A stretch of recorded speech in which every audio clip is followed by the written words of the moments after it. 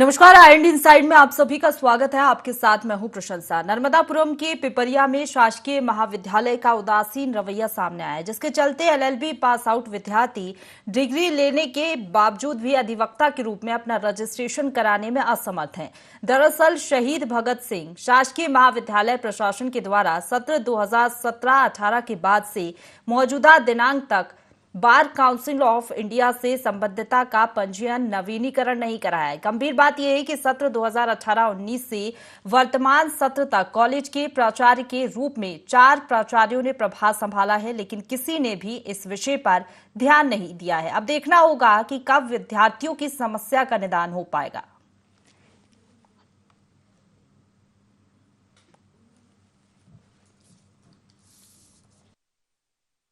मैं एलएलबी का स्टूडेंट रहा हूँ। 2022 में मैंने एलएलबी पास आउट की है।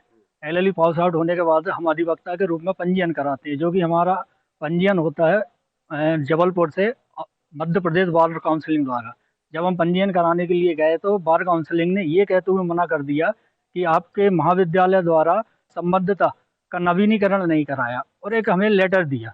उसमें ये स्पष्ट उल्लेख था कि शैक्षिक सत्र 2017-18 तक का नवीनीकरण है, उसके बाद नहीं हुआ, जिसके कारण मध्य प्रदेश बार काउंसिलिंग हमको अधिवक्ता के रूप में पंजीकृत नहीं कर रही। 60 सीट जो है वो निर्धारित है। ये सत्र 2017-18 के बाद 2018-19 से आज दिनांक तक नवीनीकरण नहीं हुआ। ला के स्टूडेंट्स मेरे पास आए थे और उन्होंने बताया कि उनको रजिस्ट्रेशन में परेशानी आ रही है। तो मैंने ला प्रभारी विकास सिंह जी से चर्चा की और बच्चों की समस्या के निराकरण के लिए बीसीआई दिल्ली को उनको भेज रहे हैं। वहाँ से जैसा भी निराकरण होगा, बच्चों की समस्या का तत्काल समाधान किया जाएगा। देखिए, आप बात बिल्कुल सही है, प्रक्रिया बिल्कुल सीधी है। जो सीनियरिटी काउंट होगी वो मान्यता के अनुसार होगी। जब इस कॉलेज की मान्यता नहीं है तो ये जूनियर स्टूडेंट कहलाएंगे। इस बीच की सीनियरिटी इनकी खत्म हो गई है। इस दिशा में प्रशासन को भी और स्थानीय प्रबंधन को भी और बीसीआई इंडिया को भी निर्देश जारी करते हुए इस गंभीर त्रुटि के खिलाफ कार्रवाई कर इनको सीनियरिटी दी जाए, संबंधित निर्देश जारी करना चाहिए। परंतु ऐसी स्थिति में यह होना संभव नहीं है, क्योंकि इनकी मान्यता ही नहीं है, कॉलेज की मान्यता ही नहीं है। एग्जाम इनके द्वारा करा लिए गए हैं, जो अनिश्चित प्रक्रिया को प्रदर्शित करता है और गंभीर त्रुटि है। ऐसी स्थिति में जो उच्च निर्देश आएंगे उस निर्देश का इनको पालन करना चाहिए।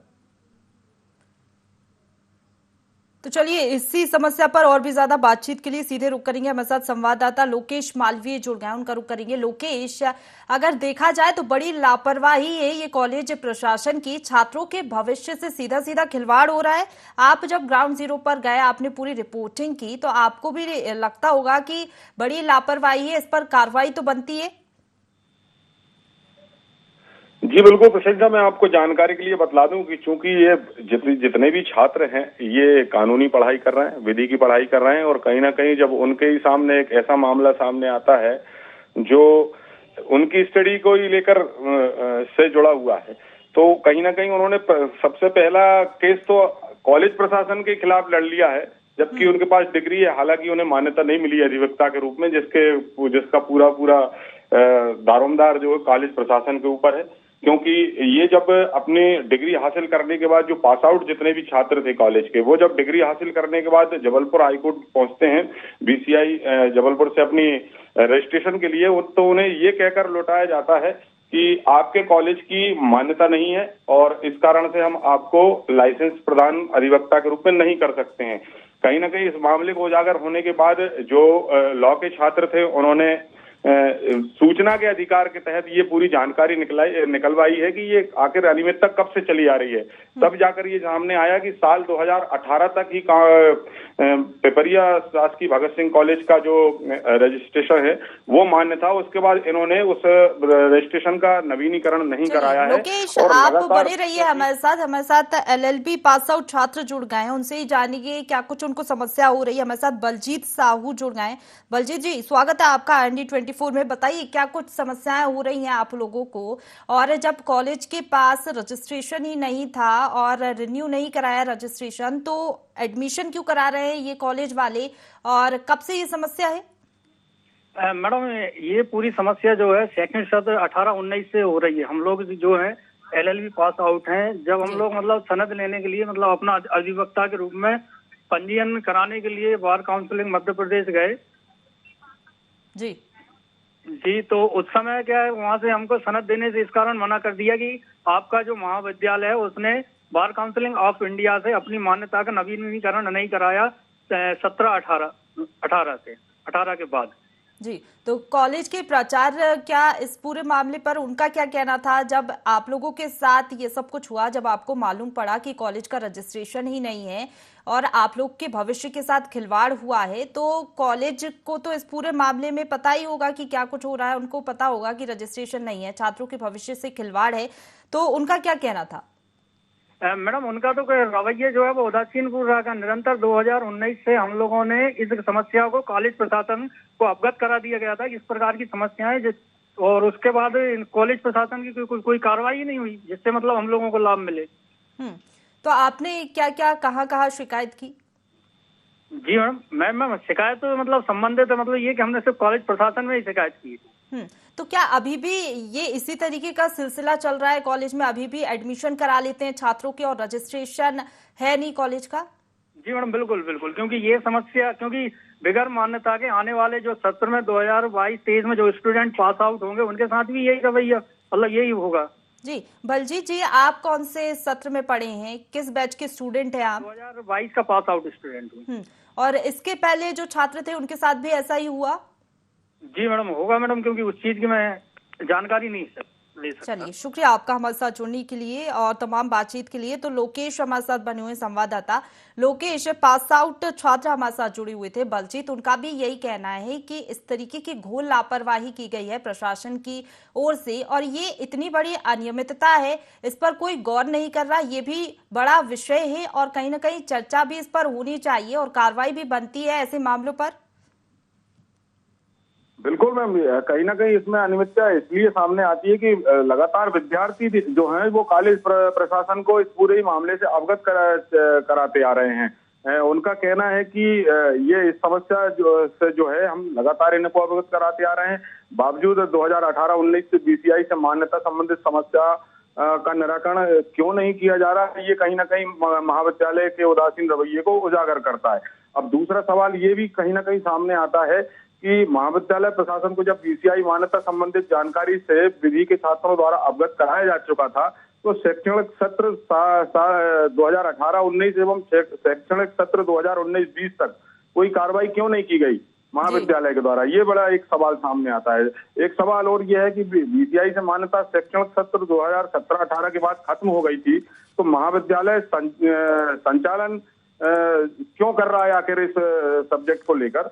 कहीं ना कहीं ये बात भी कॉलेज प्रशासन के उदासीन रवैये को उजागर करती है। साथ ही यहाँ पर जो है कि चलिए आप बने रहिए हमारे साथ। लोकेश, हमारे साथ एसडीएम साहब जुड़ गए हैं पिपरिया के, उनसे बात कर लेते हैं। नितिन जी, स्वागत है आपका IND24 में। इतना गंभीर मामला है नर्मदापुरम के शासकीय महाविद्यालय का, आप चलिए संपर्क टूट गया, उनसे फिर से संपर्क करने की कोशिश करेंगे। लोकेश, जब जिम्मेदारों से हम बात करते हैं तो इस तरीके से फोन काट देते हैं, मतलब समस्या तो पता होता है कि क्या कुछ चल रहा है कॉलेज में, लेकिन फिर से मीडिया के सामने आना नहीं चाहते क्योंकि जवाब देने को कुछ होता नहीं है। ये बिल्कुल आपका सही कहना है, क्योंकि जवाबदेही कोई देना नहीं चाहता। अब सवाल सबसे बड़ा ये भी यहाँ पर उठता है कि कॉलेज जो पीजी कॉलेज पिपरिया का शासकीय महाविद्यालय है, छात्रों की मांग पर इस विद्यालय का नाम शहीद भगत सिंह शासकीय महाविद्यालय रखा गया है।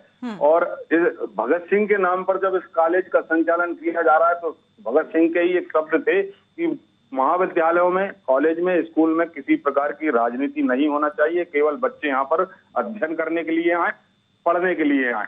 मगर भगत सिंह के नाम से संचालित इस महाविद्यालय में किस तरीके से राजनीति चरम पर है, इसके जो मामले उजागर हुए लगातार अभी सामने आए। लगातार एक साल से इस महाविद्यालय की जो कार्यप्रणाली है वो संदेहास्पद है और यहाँ पर पदस्थ यहाँ टीचर्स जो हैं जितने भी, उनमें से कुछ टीचरों की जो कार्यप्रणाली है बेहद संवेदनशील और सवालिया निशान के घेरे में। यही कारण है कि यहाँ पर एक पूर्व पदस्थ लैब प्रभारी जो बाबू थे, उनके द्वारा सुसाइड करते हुए 30 पन्नों का एक लेटर जारी किया गया था, जिसमें कॉलेज की बड़ी अनियमितताओं को साफ तौर पर उजागर किया गया है। इस पूरे ये मामले पर भी अनियमितताओं से तो आखिर हम अंदाजा लगा सकते हैं लोकेश कि कितना बड़ा ये पूरा मामला है, छात्रों के भविष्य से जुड़ा हुआ है। और जिस तरीके से आप जिक्र कर रहे हैं कि पहले भी इस तरीके की अनियमितताएं सामने आ चुकी हैं और अभी भी कोई कार्रवाई नहीं, आखिरकार कार्रवाई क्यों नहीं हो रही? और अगर जब रजिस्ट्रेशन नहीं है तो एडमिशन क्यों दिलाया जाता है छात्रों को, उनसे रकम क्यों वसूली जाती है, पैसे क्यों लिए जाते हैं और शिक्षकों को क्यों रखा गया है फिर? ये बिल्कुल सही कहना है आपका, क्योंकि आप जब बच्चों को से फीस लेते हैं, उस फीस का एक निश्चित जो मानदेय है वो आपको बीसीआई को यहाँ जमा करना होता है। उसके बाद से आपकी जो संबद्धता है उसका पंजीयन नवीनीकरण होता है। अब बड़ा सवाल ये होता है कि सत्र 2018-19 के बाद से आज दिनांक तक जो भी बच्चों से एडमिशन कराए गए उनसे फीस जमा कराई गई, और जो फीस इन्हें अनुबंधता के लिए बीसीआई दिल्ली को जमा कराई जानी थी वो राशि का उपयोग कहाँ किया गया महाविद्यालय द्वारा, और आखिर क्यों इनके द्वारा फीस जमा नहीं कराई गई, ये कहीं ना कहीं महाविद्यालय के जो जिम्मेदार प्राचार्य और विधि विभाग में पदस्थ जो भी टीचर्स हैं उनकी जवाबदेही इसमें बनती है। जी बिल्कुल लोकेश, और जिस तरीके से आपने जब पूरा ये कवर किया ये मुद्दा, आपने जिस तरीके से बताया कि 4 प्राचार्य यहाँ पर बदले जा चुके हैं और अभी तक कोई कार्रवाई नहीं, क्या उनको नहीं मालूम था कि क्या चल रहा है या फिर मालूम था कि क्या कुछ हो रहा है और ये सिलसिला यूं ही चलने दिया? ऐसा क्यों, कोई कार्रवाई इन्होंने भी क्यों नहीं की? देखिए मैम, इस पूरे ही मामले पर जब हमने प्राचार्य महोदय से बात की तो उनका एक सहजता से ये कहना था कि ये मामला पहला नहीं है। जो अभी हाल ही में पदस्थ हुए प्राचार्य एस के मेहरा जी हैं, उन्होंने ये कहा कि ये मामला पहला नहीं, इससे पहले भी एक बार नवीनीकरण पंजीयन के लिए जो है लेट लतीफी हुई थी, जिसके बाद कॉलेज प्रशासन ने 16 लाख रुपए जो है बीसीआई को राशि के रूप में जमा किए थे। उसके बाद से इनका पुनः ये पंजीयन का नवीनीकरण हुआ था। बावजूद इसके दोबारा इसी विषय को लेकर फिर से इतनी बड़ी चूक हो जाना, बच्चों के लोकेश आप बने रहिए हमारे साथ पूर्व अधिवक्ता संघ के उपाध्यक्ष जुड़ गए हैं धर्मेंद्र नागवंशी जी। स्वागत है धर्मेंद्र जी आपका IND 24 में। कॉलेज प्रशासन द्वारा की गई इस अनियमितता के चलते लॉ के जो विद्यार्थी हैं उनके ऊपर क्या असर पड़ेगा, और जिस तरीके से आप समझ सकते हैं जी कि जब कॉलेज का रजिस्ट्रेशन ही नहीं है, ऐसे में छात्र भटक रहे हैं, कोई कार्रवाई इस मामले में अभी तक नहीं हुई है। आपको क्या लगता है कि अगर ऐसा किया जा रहा है छात्रों के साथ तो क्या असर पड़ेगा उनके भविष्य पर? छात्रों का भविष्य चौपट हो गया, उनकी सीनियरिटी खत्म हो गई है। अब वो अभी तक के परीक्षक विभाग ने परीक्षा ले ली, कॉलेज का रजिस्ट्रेशन नहीं है बीसीआई में। जब बीसीआई में रजिस्ट्रेशन नहीं है तो फिर स्टेट बोर्ड इनको कैसे रजिस्टर्ड कर देगी? और मान लीजिए रजिस्टर्ड करती भी है तो इनका 4-5 साल का जो इनका 2017, 18, 18, 19, 19, 20, 21, 21 इनकी सीनियरिटी कहाँ गई? क्या इनकी सीनियरिटी देगी? ये कोताही बरती गई है। इतनी गंभीर त्रुटि के लिए अभी तक प्रशासन क्यों जिम्मेदारी नहीं ले रहा है और प्रशासन क्यों निर्णयात्मक रूप में प्रक्रिया का लागू कर रहा है? बिल्कुल धर्मेंद्र जी आपसे समझना चाहेंगे, आप ये बताइए कि ऐसा आखिरकार कॉलेज की तरफ से क्यों किया जा रहा है? इसमें कॉलेज कोई कार्रवाई क्यों नहीं कर रहा? आखिरकार फीस क्यों ली जा रही है, शिक्षक क्यों रखे जा रहे हैं, एडमिशन क्यों कराया जा रहा है? फिर मेरा सीधा आरोप यह है कि भाजपा सरकार में जनभागीदारी और जनभागीदारी के मेंबर जो कॉलेज को सेलेक्ट करते हैं, जो अब मानदेय पे एडॉक में टीचर्स को रखते हैं, या टीचर्स को रखने के बाद इनकी लायबिलिटी क्या है? मेरा सीधा प्रश्न यही है। जिनका दायित्व क्या है कि छात्रों के भविष्य के साथ खिलवाड़ करना, और इनके साथ खिलवाड़ हो गया है। कलेक्टर महोदय को, SDM को, प्रशासन को सबका अवगत कराया, पर किसी ने इस दिशा में कोई उचित दिशा निर्देश जारी नहीं किए। धर्मेंद्र जी, जो SDM साहब है नितिन टाले जी, इनके संज्ञान में है ये पूरा मामला? पूरा मामला नितिन टाले जी के संज्ञान में है, शैलेंद्र सिंह के संज्ञान, कलेक्टर शैलेंद्र सिंह जी के संज्ञान में है। तो आखिरकार कार्रवाई क्यों नहीं की? इनके ओर से क्या बयान आया, ये क्या कहना था इन लोगों का? इन लोगों की कोई सकारात्मक नहीं है, हम जांच करा रहे हैं, देख रहे हैं। जी, लेकिन जांच तो अभी तक आगे बढ़ ही नहीं पाई, और ये जो बेचारे छात्र हैं जो सोच रहे हैं कि हम अधिवक्ता बनेंगे, लेकिन उनका भविष्य तो अधर में लटक गया है। ऐसे में बिल्कुल लटक गया, उनका भविष्य अधर में है, उनकी सीनियरिटी खत्म हो गई। जूनियरों के सामने जूनियर बन के काम करेंगे, उनका रजिस्ट्रेशन होना बहुत बड़ी बात है। रजिस्ट्रेशन कैसे होगा? रजिस्ट्रेशन अगर होता है तो ये मापदंड कहाँ गए? प्रक्रिया बनाई है, प्रक्रिया के अनुसार काम नहीं हो रहा। जी धर्मेंद्र जी, अगर रजिस्ट्रेशन ये लोग अभी कराते भी हैं तो कितना समय लगता है इसमें और कितना वक्त लग जाएगा? इनका रजिस्ट्रेशन ओल्ड डेट में जब ये पास आउट हुए हैं उस डेट में तो होना संभव प्रतीत नहीं हो रहा है। तो ऐसे में जो अब छात्र पास आउट हो चुके हैं उनका क्या होगा? जब तक कि इनकी डिग्री वेरीफाई नहीं होगी, मान्यता पीसीआई की नहीं मिलेगी। जब कॉलेज की मान्यता पीसीआई में नहीं है तो इस मान्यता को लेके आप कहाँ जाओगे? ये फर्जी मार्कशीट है। जी, तो ये आखिरकार ये सब कुछ चल क्यों रहा है? अगर ये समझना चाहें कि कॉलेज प्रशासन ऐसा कर क्यों रहा है, क्योंकि 4 प्राचार्य आए, वो भी बदल दिए गए, उन्होंने भी कोई मांग नहीं उठाई, या फिर कह सकते हैं कि संज्ञान में तो था ही पूरा मामला, लेकिन तभी भी आवाज नहीं उठाई और छात्रों के भविष्य से खिलवाड़। अगर बात करें तो एक सत्र में कितने बच्चों का एडमिशन होता होगा यहाँ पर? एक सत्र में विधि कॉलेज में 7 स्टूडेंट एडमिशन लेते हैं जो पास आउट होते हैं, और ये 4-5 सालों में 240-50 के तादाद में स्टूडेंट पास आउट हुए हैं। इनका परीक्षा तभी होती है जब बीसीआई की परमिशन होती है। जब बीसीआई की परमिशन नहीं है तो उन्हें एग्जाम कैसे ले लिए? तो ये एग्जाम फिर कैसे दिलाया आखिरकार? कॉलेज प्रबंधन बताएगा इन्हें कैसे बैठने की अनुमति देती है और कैसे एग्जाम करा लिए, कैसे पास आउट होगा ये। और अभी तक इनका रजिस्ट्रेशन नहीं हो रहा। स्टेट बॉडी इनको कैसे अलाउट करेगी, कैसे इनको एक्सेप्ट करेगी, जब कॉलेज का उसका संविलियन ही नहीं हुआ, कॉलेज एंटाइटल नहीं है उस चीज के लिए। तो आपको क्या लगता है ऐसे मामले में क्या कार्रवाई हो सकती है? क्योंकि इतनी बड़ी लापरवाही और कह सकते हैं कि बहुत ज्यादा उदासीन रवैया ये तो प्रशासन का, और इतने सालों से ये सिलसिला यूं ही चला आ रहा है। ये 2017 से लगातार चला आ रहा है। कॉलेज को शिकायतें भी की थी, प्रबंधन को शिकायत भी की थी। कॉलेज प्रबंधन कलेक्टर के नियंत्रण में काम करता है। कलेक्टर महोदय को जानकारी थी, कलेक्टर महोदय के संज्ञान में आने के बाद अभी तक कोई कार्रवाई नहीं हुई है। ऐसी स्थिति में तो कानून का जंगलराज चल रहा है। चलिए, शुक्रिया आपका हमारे साथ जुड़ने के लिए धर्मेंद्र जी, और तमाम बातचीत के लिए। लोकेश, तो आपने धर्मेंद्र जी जो हमारे साथ जुड़े हुए थे सुना आपने उनको भी, उनका भी सीधे तौर पर कहना है कि ये मिलीभगत कहीं ना कहीं नजर आ रही है। आखिरकार जब रजिस्ट्रेशन नहीं था तो परीक्षाएं कैसे दिला दी गई, ये भी बड़ा सवाल है। और हम कॉलेज प्रबंधन के लोगों को भी जोड़ेंगे, उनसे भी बातचीत करने की कोशिश करेंगे कि आखिरकार उन्होंने ऐसा क्यों किया। तो आप बताइए, क्या लगता है आपको कि कुछ ना कुछ कार्रवाई, और कह सकते हैं कि बड़ी कार्रवाई तो होनी चाहिए ऐसे मसले पर? देखिए संजना, इसमें कार्रवाई हो ना हो ये तो देखने वाली बात आगे होगी, मगर इसमें सबसे बड़ी बात यह है कि कॉलेज के जो जिम्मेदार प्राचार्य और विधि प्रभारी हैं, उनसे हमने पूरे मामले को लेकर जब बात की कि आप परीक्षाएं क्यों करवा रहे हैं, जब आपकी मान्यता नहीं है तो आप परीक्षा बच्चों की नहीं करवाना चाहिए। तो उसको लेकर उनका ये कहना है कि परीक्षा हम नहीं, यूनिवर्सिटी का काम है, यूनिवर्सिटी परीक्षा आयोजित कराती है, लेकिन आप संज्ञान क्यों नहीं ले रहे हैं, इस चीज को कह नहीं रहे हैं, ऊपर तक बात क्यों नहीं पहुंचा रहे हैं कि भाई हमारा पंजीयन या रजिस्ट्रेशन नवीनीकरण नहीं हुआ है, इस आधार पर हम बच्चों की अगर परीक्षा करवा भी देते हैं तो उनकी डिग्री के मापदंड क्या होंगे, मान्यता क्या होगी। अब वो डिग्री लेकर घूम रहे हैं और जाते हैं अपना रजिस्ट्रेशन करवाने के लिए बीसीआई जबलपुर, तो वहां से उनको ये कहकर लौटाया जाता है कि आपका रजिस्ट्रेशन इसलिए नहीं हो सकता क्योंकि आपके कॉलेज की मान्यता नहीं है। तो कहीं ना कहीं एक बड़ी भूल चूक तो नहीं कही जाएगी, एक बड़ी कहीं ना कहीं अनियमितता इसको हम कहेंगे कॉलेज प्रशासन की। और इस पर अब कहीं ना कहीं जब हमने इस पूरे मामले पर कॉलेज प्रशासन को अवगत कराया तो आनन फानन में लगातार यहाँ पर कॉलेज प्रशासन के जो जिम्मेदार शिक्षक हैं वो बार काउंसिलिंग ऑफ इंडिया दिल्ली के दौरे कर रहे हैं, और उनका आश्वासन सिर्फ यही रहता है कि जल्द से जल्द इस समस्या का निराकरण करवा दिया जाएगा। लेकिन इस पूरी अनियमितता के चलते साल 2017-18 से आज दिनांक तक जो बच्चे पास आउट हुए बताया जा रहा है, जानकारी हमें लगी है कि एक सत्र में 60 सीटें आवंटित की जाती हैं बच्चों को परीक्षा देने के लिए। तो इस हिसाब से कितने छात्र हैं जो इस 4 सत्रों में जो है पास आउट होकर निकले हैं, और वो अब जो है अपनी डिग्री तो हाथ में रखे हुए हैं लेकिन अधिवक्ता के रूप में अपने आप को प्रमाणित नहीं कर पा रहे हैं, अपनी मान्यता नहीं ले पा रहे हैं, अपनी डिग्री होने के बावजूद जो है रजिस्ट्रेशन अधिवक्ता के रूप में नहीं करवा पा रहे हैं। जी लोकेश, जो इस अधर में फंसे हुए हैं जो छात्र,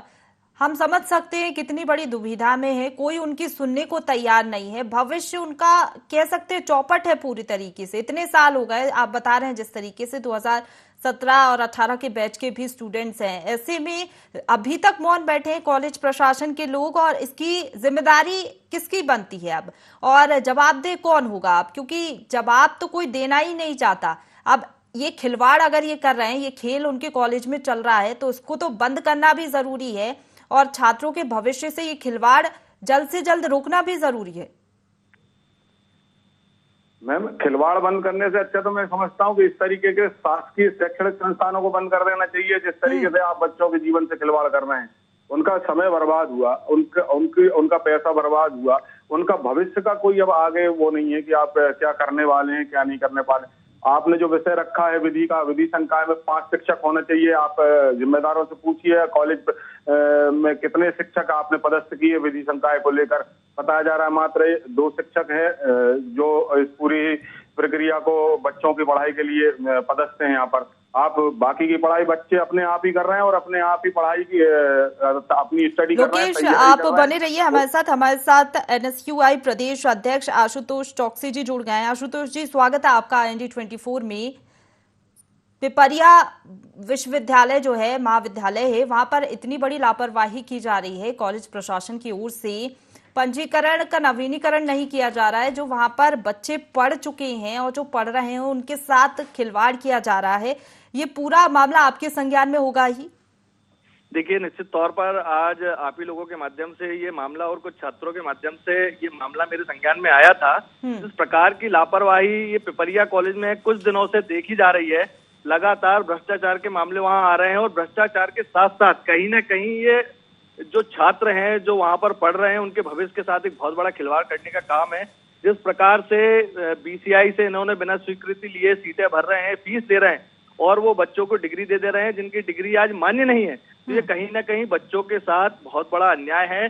जिस प्रकार से पूरे मध्य प्रदेश में शिवराज सरकार शिक्षा को व्यापार बनाकर चला रही है, शिक्षा के गोरख धंधे चल रही है, कहीं ना कहीं जो डिग्रियां बेची जा रही हैं, ये उसका एक नमूना है कि सरकारी कॉलेज की स्थिति क्या है। आप आशुतोष जी, ये डिग्री की तो अब आप ये सोचिए कोई मान्यता ही नहीं है। बच्चों का समय भी बर्बाद हुआ, फीस भी गई और अब वो किसी काम के नहीं बचे हैं। अधिवक्ता के रूप में वो पंजीयन नहीं करा पा रहे हैं। आपको नहीं लगता कि इस पूरे मसले को आप जोरों शोरों से उठाना चाहिए? क्योंकि अभी भी जो बच्चे पढ़ रहे हैं उनके भविष्य के साथ भी खिलवाड़ हो रहा है। तो आप तो प्रदेश अध्यक्ष हैं NSUI के, तो आपने क्या किया इस पूरे मसले पर? देखिए, अभी ये मेरे नॉलेज में मामला आया है और निश्चित तौर पर हम इसको जोरों शोरों से उठाएंगे और कहीं ना कहीं उन बच्चों को न्याय दिलाने का काम करेंगे। जिस प्रकार से उनका साथ जो खिलवाड़ हुआ है, 4 साल उनके 5 साल की जो पढ़ाई करी और आज वो डिग्री 0 हो गई है, कहीं ना कहीं ये बहुत बड़ा भ्रष्टाचार और लापरवाही का मामला है। निश्चित तौर पर NSUI उन छात्रों को न्याय दिलाने के लिए हर स्तर पर लड़ाई लड़ेगी। जी आशुतोष जी, अब आपका क्या एक्शन होगा? इसकी लड़ाई लड़ेंगे, चाहे BCI से लेकर चाहे सुप्रीम कोर्ट तक जाना पड़े या हमको न्यायालय तक जाना पड़े, इसकी लड़ाई लड़ेंगे और उन बच्चों को न्याय दिलाने का काम करेंगे। जी चलिए, शुक्रिया आपका हमारे साथ जुड़ने के लिए और तमाम बातचीत के लिए। लोकेश हमारे साथ बने हुए। लोकेश, आपने सुना NSUI प्रदेश अध्यक्ष आशुतोष चौकसी जी हमारे साथ जुड़े थे। उनका कहना है कि अभी संज्ञान में आया है पूरा मामला, अब वो बच्चों की आवाज बुलंद करेंगे। तो क्या लगता है आपको कि अभी तक इतने सालों से ये पूरी समस्या चली आ रही है कि अब वो आवाज बुलंद करेंगे तो निदान हो सकेगा? देखिए, हर महाविद्यालय की ये स्थिति है कि हर महाविद्यालय में NSUI और ABVP के कार्यकर्ता पदस्थ रहते हैं, लेकिन जो गंभीर मसले विषयों के होते हैं वो कहीं ना कहीं छात्रों से जुड़े इन संगठनों के जो छात्र संगठन होते हैं उनसे जुड़े कम होते हैं। छात्रों से जुड़े वो राजनीतिक मुद्दे होते हैं जिन पर यहाँ पर NSUI और ABVP अपने प्रदर्शन और अपने विषय को संज्ञान में लेता है। छात्रों से जुड़े मुद्दे तो मैंने देखा है नाम मात्र के ही होते होंगे जिन पर सिर्फ ज्ञापन देकर, आवेदन देकर इन मामलों को इतिश्री कर दी जाती है। हाँ, अगर कोई राजनीतिक मुद्दा अगर आ जाता है तो NSUI और ABVP जरूर आमने सामने हो जाती है। बात छात्रों के भविष्य का है, बात छात्रों की पढ़ाई से जुड़ा हुआ मामला। इस विषय को निश्चित तौर पर NSUI ABVP को मिलकर उठाना चाहिए और जवाबदेही मांगनी चाहिए कॉलेज प्रशासन से, क्योंकि 4 प्राचार्य जो है इस पूरे समय अंतराल में बदला चुके हैं और चारों प्राचार्यों ने इस पूरे विषय को संज्ञान में नहीं किया। तो कहीं ना कहीं निश्चित तौर पर ये कॉलेज पूरे प्रशासन का एक गैर जिम्मेदाराना नजरिया है कि आप कहीं ना कहीं बच्चों के जो भविष्य के साथ खिलवाड़ कर रहे हैं। सीधे तौर पर विधि संकाय में जो प्रभारी है उनके द्वारा क्या एक्शन लिया गया, इसको लेकर भी कहीं ना कहीं ये सवालिया निशान खड़े होते कि आप क्यों अवगत नहीं करा रहे हैं इस विषय को लेकर। और बच्चों के एडमिशन आप लगातार करते जा रहे हैं, पढ़ाइयां करवा जा रहे हैं, परीक्षा। चलिए, आप बने रहिए लोकेश हमारे साथ शहीद भगत सिंह शासकीय महाविद्यालय के प्राचार्य जुड़ गए हैं SK मेहरा जी। SK मेहरा जी, स्वागत है आपका ND24 में। आप ये बताइए, आपके महाविद्यालय में ये सब कुछ चल रहा है, बच्चों के भविष्य के साथ खिलवाड़ किया जा रहा है, मान्यता और रजिस्ट्रेशन के लिए जो राशि जमा की जाती है वो कहाँ जाती है? हाँ मैडम, देखिए मेरे पास तो अभी 2 महीने से चार्ज आया है जी, और LLB के स्टूडेंट्स मेरे पास आए थे। तो मैंने लॉ प्रभारी से बात की और पूरी समस्या के निराकरण के लिए उनको दिल्ली भेजा था। जी, तो कब ये संज्ञान में कब आया ये मामला आपके? ये अभी दीपावली के आसपास। नहीं, तो ये तो इतने समय से चला आ रहा है ऐसे ही। तो मैडम अब उसमें वो पूर्व के प्राचार्य लोग ही बता पाएंगे अपने पास। तो आप कब पदस्थ हुए, आप ये बताइए, आप कब पदस्थ हुए? बच्चों का रजिस्ट्रेशन होना चाहिए, क्यों नहीं हो रहा? ये बात तो आप भी मानते हैं, तो आप ये बताइए आप कब से पदस्थ हैं इस महाविद्यालय? को भी पत्र लिखा है कि उनका रजिस्ट्रेशन चालू करें और बीसीआई से जो कुछ कमियां बताई थी उसके लिए भी उनको पत्र लिख दिया है। तो आप ये बताइए आप कब पदस्थ हुए हैं, कितना समय हो गया आपको? जी, आप कब पदस्थ हुए हैं इस कॉलेज में, कितना समय हो गया आपको? मेरे को 2 महीने हो जाएंगे। तो क्या 2 महीने आपको अभी पता चल रहा है? आप जब पदस्थ हुए तो आपको तुरंत कुछ ना कुछ एक्शन तो लिए जाना था। और ये परीक्षाएं कैसे होती हैं? अगर रजिस्ट्रेशन नहीं है तो परीक्षा कैसे करवा लेता है कॉलेज? नहीं मैडम, क्या 21 तक में जो बच्चे पास आउट हुए हैं उनका रजिस्ट्रेशन हो गया है। केवल जो बच्चे अभी 22 में, अभी जो नए बच्चे निकले हैं 22 में जिनने ला किया है उनके रजिस्ट्रेशन में समस्या है केवल। नहीं, जो पहले सत्र के बच्चे हैं उनके रजिस्ट्रेशन में भी परेशानी है। 2017-18 से ही ये सिलसिला चला आ रहा है। नहीं, 2017-18 में जो बच्चों ने एडमिशन लिया था तो वो 21 तक में उनके रजिस्ट्रेशन हो गए हैं मैडम। नहीं, हमारी पास आउट छात्रों से बातचीत हुई है, ऐसा नहीं है। आप पूरी जानकारी जुटाइए पहले। शुक्रिया आपका हमारे साथ जुड़ने के लिए। लोकेश भी हमारे साथ बने हुए थे। तो देखिए, छात्रों के भविष्य के साथ खिलवाड़ तो किया जा रहा है और जल्द से जल्द इस समस्या का निदान भी होना चाहिए, क्योंकि कॉलेज तो खोल लिया है और परीक्षाएं भी कराई जा रही है, लेकिन डिग्री यहाँ पर जो छात्र है एलएलबी की उनको नहीं मिल पा रही है। ऐसे में उनका भविष्य जो है वो अधर में लटक गया है। देखने वाली बात होगी कि अब हमने जिम्मेदारों से बातचीत की है और जो कॉलेज का प्रशासन है उससे भी बात की है। अब देखने वाली बात ये होगी कि क्या कार्रवाई पूरी समस्या को लेकर होती है और कब नींद आखिरकार कॉलेज प्रशासन की खुलती है। इसी के साथ आईएनडी इनसाइड में इतना ही। आप बने रहिए हमारे साथ।